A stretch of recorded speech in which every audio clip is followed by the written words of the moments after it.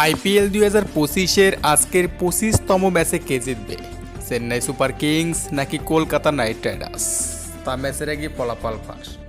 আশা করি বিস্তারিত জানতে পুরো সময়টি আমাদের সাথেই থাকবে। আইপিএলের এই মৌসুমে দুর্দান্ত ফর্মে রয়েছে কলকাতা নাইট রাইডার্স। তারা বর্তমানে রয়েছে পয়েন্ট টেবিলের 6ষ্ঠতম স্থানে।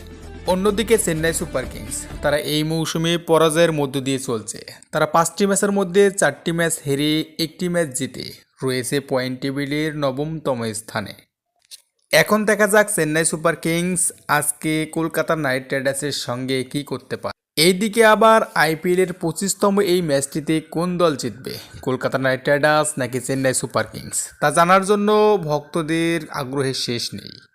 তাই তো জ্যোতিষী টিয়া পাখি ম্যাচের আগে ফলাফল ফাঁস করলো।